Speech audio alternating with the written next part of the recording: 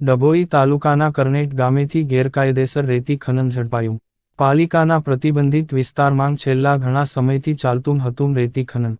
સૂત્રોમાંથી જાણવા મળતી માહિતી મુજબ કોંગ્રેસના કોર્પોરેટર અજય રાઠવાએ 100 નંબર ઉપર પોલીસને ફોન કરી તેમજ ખાણ ખનીજ વિભાગને જાણ કરતા ઝડપ્યું રેતી ખનન. જય કુબેર ટ્રાન્સપોર્ટના માલિક અને પાલિકા પ્રમુખ બિરેન શાહની 2 ટ્રક કરાઈ જપ્ત. ગેરકાયદેસર રેતી ખનન કરતા રંગેહાથ ઝડપાઈ ટ્રક. કોંગ્રેસી કોર્પોરેટર અજય રાઠવાએ કુલ 3 ટ્રક પોલીસે સોંપી.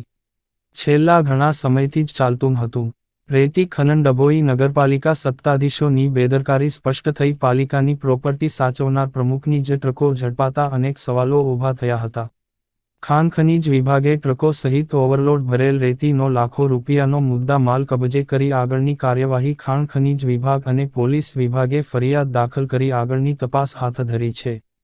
ત્યારે જાણકાર સૂત્રો માંથી જાણવા મુજબ નગરપાલિકા પ્રતિબંધ વિસ્તારમાંથી કેટલા સમયથી ગેરકાયદેસર વિધે આ રેતી ખનન કરતા હશે. સ્થળ પર ખાણ ખનીજ વિભાગ ગેરકાયદેસર કેટલા ઘન મીટર રેતીની ખોદકામ થયેલું છે તેનો સર્વે હાથ ધરશે કે પછી રાજકીય રીતે ભીનું સંકેલાઈ જશે તેવી કરનેટ વિસ્તારના લોકોમાં ચર્ચાઓ ચાલી રહી હતી. રિપોર્ટર ફઝલ રજા ખત્રીજી, PK ન્યૂઝ.